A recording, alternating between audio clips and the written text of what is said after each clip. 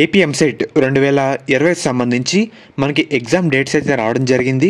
త్వరలో ఆన్లైన్లో అప్లై చేసేందుకు అప్లికేషన్లు కూడా స్టార్ట్ అయితే అవుతాయన్నమాట.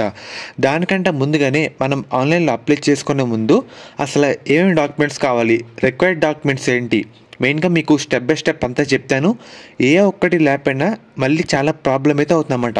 కాబట్టి ఇప్పటంటే 5 మినిట్స్ వీడియో ఒకసారి చూసి రెడీ పెట్టేసుకోండి, ఒక పని అయితే అవుతుంది. మెయిన్గా వీడియోలోకి వెళ్ళే ముందు మెయిన్గా మన ఎంసెట్ ప్రిపరేషన్ టైంలో ప్రతి ఒక్క అప్డేట్ కూడా మనకి చాలా ఇంపార్టెంట్. దానికోసం ఎందరి ముందుకి ఒక వాట్సాప్ బాట్ అయితే తేవడం జరిగింది. దీన్ని ఎలా యూజ్ చేయాలో చెప్తాను. మీకు డిస్క్రిప్షన్లో కామెంట్ సెక్షన్లో ఒక లింక్ అయితే ఇస్తాను. దాని మీద ప్రెస్ చేసిన తర్వాత మీరు డైరెక్ట్గా వాట్సాప్కి అయితే వచ్చేస్తారు. ఇక్కడ మీ పేరు, మీ ఇంటర్ కాలేజ్ పేరు అయితే ఎంటర్ చేయండి. తర్వాత ఎంపీసీనా బైపీసీనా సెలెక్ట్ చేసుకోండి. ఏపీ ఎంసెట్ తెలంగాణ ఎంసెట్ ఒకసారి అది కూడా సెలెక్ట్ చేసుకోండి అన్నమాట. దాని తర్వాత మన ఎంసెట్ అప్డేట్స్ కావాలా, లేదంటే ఇంటర్ అప్డేట్స్ కావాలా, ఎంసెట్లో రీసోర్సెస్ కావాలా చూస్ చేసుకోండి. ఈ మూడిట్లో నేను ఒకసారి ఎంసెట్ రీసోర్సెస్ అయితే చూస్తున్నాను. దీంట్లో మనకి డేట్స్ కానివ్వండి, వెయిటేజ్ కానివ్వండి, సిలబస్ కానివ్వండి, టెక్స్ట్ బుక్స్ కానివ్వండి, మార్క్ వర్సెస్ ర్యాంక్ కానివ్వండి, ప్రతి అప్డేట్ మనకైతే ఉంటుందన్నమాట. ఇక్కడ ఒకసారి సెకండ్ ఆప్షన్ ఎంసెట్ వెయిటేజ్ అయితే కావాలి, దాని మీద ప్రెస్ చేసి సెండ్ అయితే కొట్టండి. మనకి వెయిటేజ్ అయితే రావడం జరుగుతుంది. ఇలా ప్రతి ఒక్క ఇన్ఫర్మేషన్ తెలుసుకోవచ్చు. మెయిన్గా మీ దీని లింక్స్ కూడా మీకు డిస్క్రిప్షన్లో కామెంట్ సెక్షన్లో ప్రొవైడ్ చేస్తాను. అందరూ యూజ్ చేసుకోండి, ఫ్రీ ఆఫ్ కాస్ట్ అన్నమాట. ఇది కూడా చెప్తానంటే మీ ఇంటర్ ఎగ్జామ్స్ కూడా ఉన్నాయి, నాకు కూడా తెలుసు. మీ ఇంటర్ ఎగ్జామ్స్ మధ్యలోనే మనకి ఈ అప్లికేషన్ అప్లై చేసేందుకు డేట్స్ అయితే వచ్చేస్తాయి. మీరు పక్కగా అప్లై చేసుకోవాలి. ఒక 2 మినిట్స్ ఈ వీడియో చూసి మీరు రెడీ పెట్టుకుంటారని చెప్తున్నాను. ఫస్ట్ మనకి రిక్వైర్డ్ డాక్యుమెంట్స్ అన్నమాట. ఎంసెట్ సంబంధించి మనకి ఇంటర్ మార్క్స్ అయితే కావాలి. దాని తర్వాత బర్త్ సర్టిఫికేట్, అది లేకపోయినా మన 10th క్లాస్ మార్క్స్ ఉంటే సరిపోతుంది. 10th క్లాస్ మార్క్స్ మనకైతే కావాలన్నమాట. అండ్ అలాగే మన ఆధార్ కార్డ్, ఎవరైతే ఇంకా అప్డేట్ చేయించుకోలేదో చేయించుకోండి.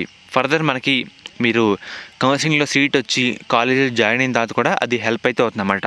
అండ్ అలాగే ఇన్కమ్ సర్టిఫికేట్ లేటెస్ట్ అయితే ఉండాలన్నమాట. స్టడీ సర్టిఫికేట్ మనకి ఏంటంటే 6th క్లాస్ నుంచి, సారీ ఇక్కడ క్లాస్ 1 అని అయితే తప్పుగా టైప్ అయితే చేయడం జరిగింది. 6th క్లాస్ నుంచి ఇంటర్ సెకండ్ ఇయర్ వరకు స్టడీ సర్టిఫికేట్లు అయితే కావాలన్నమాట. అండ్ అలాగే caste certificate, SC ST BC ఇవి ఉంటాయి కదా, వాళ్ళసరికి క్యాస్ట్ సర్టిఫికేట్ అయితే కన్ఫర్మ్గా కావాలి.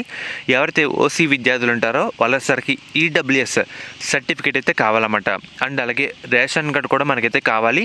ఎవరైతే స్పెషల్ కేటగిరీ విద్యార్థులు ఉంటారో, అంటే పిహెచ్ కానీ, క్యాప్ కానీ, ఎన్సీసీ కానీ, స్పోర్ట్స్ కానీ వీళ్ళు ఉంటారో వీళ్ళసరికి ఆ సర్టిఫికేట్ అయితే కావాలన్నమాట. అండ్ అలాగే ఎవరైతే మైనారిటీ విద్యార్థులు ఉంటారో మైనారిటీ సర్టిఫికేటు, అండ్ అలాగే మనం మన పాస్పోర్ట్ ఫోటో అయితే అప్లోడ్ చేయాలన్నమాట. స్కాన్ చేసి మన సిగ్నేచర్ అయితే అప్లోడ్ చేయాలి. సో ఇవైతే ఉంటే సరిపోతుందన్నమాట. మెయిన్గా ఈ 11 మీకు ఒకసారి స్క్రీన్ మీద మళ్ళీ డిస్ప్లే చేస్తాను. దీంతోపాటు మనం కొంచెం మన డేటా అయితే ఆటోమేటిక్గా ఎంటర్ చేయాలి. అంటే మన ఈమెయిల్ కానీ, లేదంటే ఫోన్ నెంబర్ కానీ, అడ్రస్ కానీ, మన మదర్ డీటెయిల్స్, ఇలా చిన్న చిన్న డేటా అయితే అప్లై చేసేటప్పుడు ఎంటర్ చేయాలి. కాకపోతే మనకి అవసరమైన డాక్యుమెంట్స్ అంటూ ఇవే అన్నమాట. మీకు ఒకసారి మళ్ళీ చూపిస్తాను. ఇవన్నీ రెడీ పెట్టుకోండి. ఇవన్నీ రెడీ పెట్టుకుంటే మనకైతే సరిపోతుందన్నమాట. ఫర్దర్ మీకు ఎటువంటి అప్డేట్ వచ్చినా, మనకి నోటిఫికేషన్ అప్లికేషన్ డేట్స్ వచ్చినా మీకైతే అప్డేట్ అయితే ప్రొవైడ్ చేయడం జరుగుతుంది.